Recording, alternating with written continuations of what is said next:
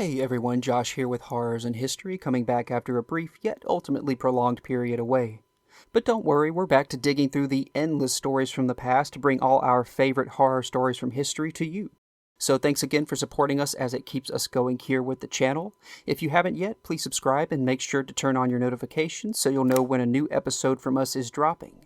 And if you'd like to keep closer in touch with us and everything we do, along with your fellow Horrors and History fans, check out our Discord server, which is now live. We'll post the link in the description. Okay, now let's get to the episode. Enjoy. The Japanese katana has such a rich history through the centuries that the sword has become a virtual legend in and of itself. Carried by the samurai warrior, sharing equal legendary status with that of their blade, katanas would often be handed down through generations of Japanese family members, either as a veritable passing of the razor-sharp torch, or simply as heirlooms during peacetime. During the medieval period in Japan, it was common for samurai to engage in honorable duels against one another, living their lives under the code of Bushido, a strict way of life demanding loyalty, honor, and courage. These sanctioned duels were referred to as Tsujigiri, translated to crossroad killing. Though prior to the chaotic warring states era, it was a highly formalized practice, not without ceremony, such as duelists being notified ahead of time and agreeing on an appropriate venue to meet, like quiet temple courtyards, an isolated field, or a remote forest. The purpose would often be to avenge a murdered relative, correct a perceived insult, or simply to demonstrate one's skill. However, once Japan descended into widespread civil conflict, as warlords or daimyos vied to control contested lands, the act of Tsujigiri took on a darker purpose, leading to horrific atrocities, such as those committed by the samurai spree killer. A true horror in history.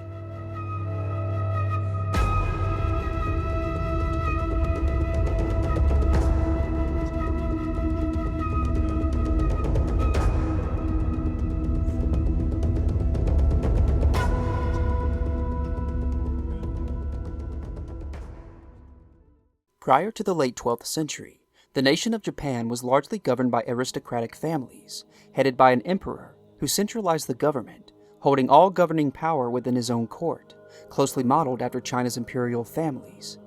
However, over the centuries, this approach began to falter as subsequent emperors' influences over government were weakened, and their aristocratic constituents, often distant family members, slowly took control. This gave rise to the Shogun, originally purposed as state-owned taxable lands, typically for agriculture, which were then overtaken by the aristocracy, who used legal loopholes to exempt themselves from taxation, allowing their offspring to inherit the lands, consolidating total control. Highly profitable estates grew from this corrupt system and enriched their benefactors. The owners of these shogun, known as honke, rarely visited their estates, too busy with courtly duties. Therefore, administrators were assigned to handle the daily operations, which nearly gave them more tangible control over the shogun than their aristocratic superiors. As these estates grew in number and wealth, the honke came to the conclusion that defenders would need to be called upon to protect the otherwise defenseless lands from bandits, pirates, and perhaps other shogun. The assigned administrators were to be trained in the art of war, further cementing their hold of power and dominance in their subjects' eyes over their legitimate masters, who remained far removed from their daily life. These warrior magistrates eventually took on many defining titles, ultimately settling on the designation of samurai. By this point, their subjects and even the centralized government, including the honke, started to notice the samurai's power reaching equal heights. By the mid-12th century, following failed attempts by the imperial court to subdue and rein in the samurai, the subjects of the widespread shogun pledged their allegiance to their new formidable masters, who personally tended to their lands and families, rather than the distant bureaucrats whose faces they never see. With the total loss of control over the shogun and their subjects, the era of imperial centralized rule in Japan had come to an end, upended by those who were handed proxy control. The age of the samurai had begun.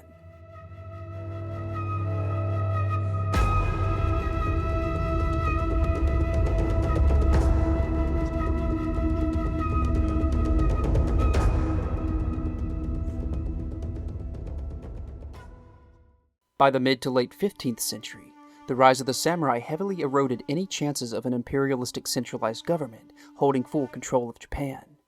Instead, while the imperial families remained the symbolic, revered heart of Japanese culture and society, they were replaced by militaristic leaders called the shogunate.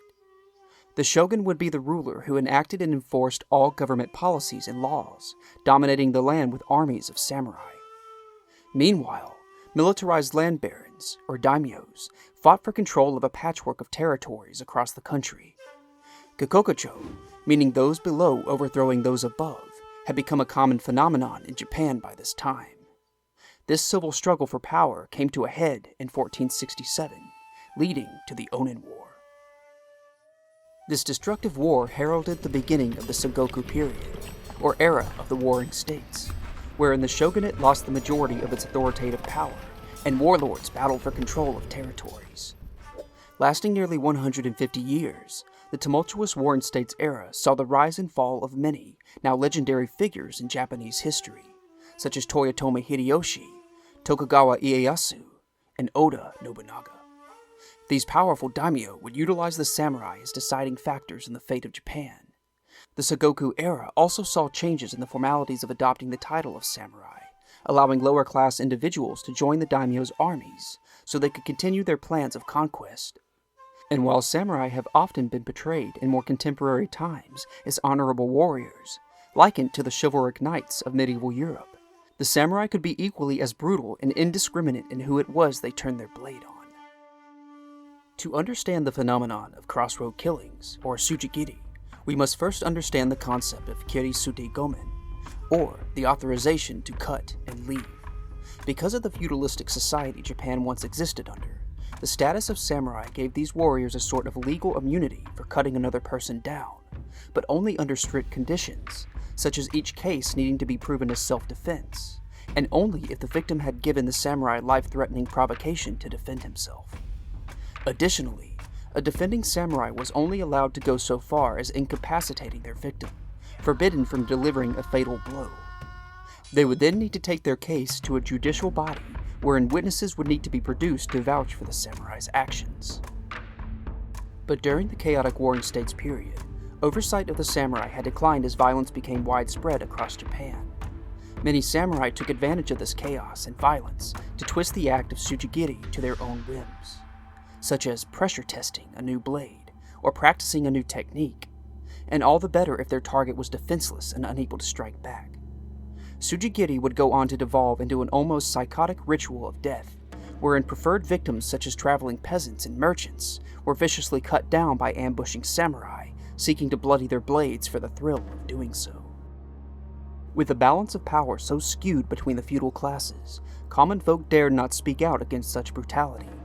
This imbalance would breed an atmosphere of great fear and oppression surrounding the samurai, a far cry from what modern depictions sometimes suggest as noble warriors from Japan's past.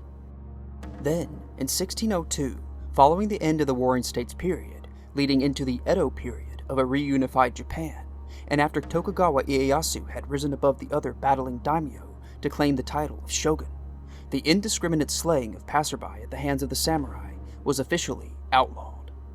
Any samurai caught violating this decree would face capital punishment, often by being shamefully beheaded without the honor of committing ritualistic suicide, or seppuku. But even this extreme deterrence against bloodthirsty samurai would not be enough to make every katana-wielding citizen think twice before drawing their blade against an innocent, evidenced by a horrific orgy of violence in 1696 Yoshiwara.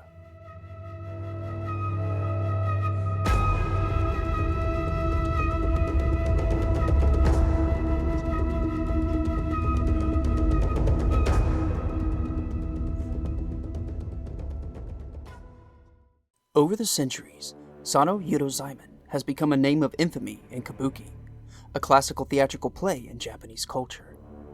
Many performances have portrayed this man in many different ways, some as a pockmarked farmer who survived smallpox, others portraying him as a wealthy merchant or even a feudal lord. There is no way in telling exactly who Sano was, as the many tales woven through history of his dark deed in 1696 have ultimately muddied the waters between reality and fiction. However, it can be deduced that he was at least a samurai of some sort or another, as samurai were the only citizens allowed to carry a katana. Whatever the case, Sano Yorozaimon found himself in the vicinity of Edo, which is today modern Tokyo, in the red light district of Yoshiwara, a place where travelers and locals alike could find the intimate company of a courtesan for the evening. The kabuki tales would suggest that Sano had actually proposed to a particular courtesan by the name of Yatsuhashi, but was rejected. Other portrayals depict Sano being spurned in favor of another client, igniting a jealousy within the samurai. Whatever happened, the sword-wielding client is reported to have felt disrespected, drawing his katana and going on a mass killing spree, cutting down numerous courtesans in cold blood, his blade and clothing trailing the gore of his innocent victims. Sano has come to be known as the 100-person slayer of Yoshiwara, painting a nightmarish picture of a horrendous act of violence. However, it is thought that this is a simple exaggeration for theatrical effect, and that the true number of those cut to death by Sano's sword is more likely around 12 to 20 people, not to discount the utter travesty that was committed. As the story goes, Sano was captured and gave no motive for why he savagely cut down so many innocent people. He was charged with his crime and unceremoniously beheaded as a criminal. But Sano would not be the only spree killer. Over 30 years before Sano's time, in 1663, 8 people were reported seriously injured, and an additional 10 people were reported killed by an unknown swordsman one night in the Honkokucho area near Edo. Upon hearing the news, a Buddhist monk recalled giving shelter to a traveling samurai who stayed at his temple. The monk looked in on the samurai and found him resting in his lodgings, his attire and sword blood-spattered. The monk took possession of the sword as the samurai slept and alerted authorities who captured the suspected killer. The samurai, identified as Maguro Shingiro, was interrogated, but unlike Sano, offered up a peculiar explanation. Shingiro explained that while praying at a shrine, he received the word of God, telling him that if he were to slay 1,000 people, he would be granted any wish. During his interrogation, Shingiro pleaded for his allowance to continue his bloody deeds so he could be granted this wish. Instead, he was charged as a spree killer and beheaded without honor. Throughout the remainder of the Edo period, when Japan lived under a time of relative lasting peace, crossroad killings declined, but the legally protected authorization for samurai to cut and leave lasted until the 19th century. One major occurrence of this was the Namamuki incident in September 1862, wherein a party of British visitors, primarily merchants, some of which were visiting Japan for their first time, on their way back to England, came across the procession of a daimyo's father on the main road to Edo. The British travelers were all mounted on horseback, and as they came to be within the midst of the procession, having misunderstood formal commands by the blade-wielding guards to halt and make way, the travelers were set upon by katanas and spears, 2 suffering major injuries, a third, multiple fatal blows. The fourth, a woman, reportedly just ducked out of the way of a sword which took off part of her hat and some of her hair. 3 escaped to foreign embassies, while the mortally wounded man, found further down the road, his innards protruding from a slash across his abdomen, was delivered a killing blow by one of the guards. By 1868, sweeping reforms of governance in Japan ultimately ended the long-standing Tokugawa shogunate, and imperial rule once again gripped the continent with the rise of Emperor Meiji. Called the Meiji Restoration, Western ideals were adopted, feudalism was abolished, and the samurai class was thrown to the wayside. Specifically, with the re-centralization of the Japanese government, a national standing army was established. Therefore, in 1876, the carrying of katana by masterless samurai was officially forbidden by law with a sword abolishment edict. Only former daimyo, military personnel, and the newly minted police force were given authority to carry a blade. While the Meiji Restoration saw relatively swift westernization of Japan over just a couple decades, the loss of a centuries-old warrior class in the samurai was palpable, their cherished code of Bushido romanticized into the country's culture, and their prior enriched heritage of pedigree stripped away, forcing most former samurai to adapt and reluctantly fall into Western positions of political, civilian, and military roles. The age of the samurai had come to an end, and with it, the cold-blooded practice of Tsujigiri and the samurai spree killers. True horrors in history.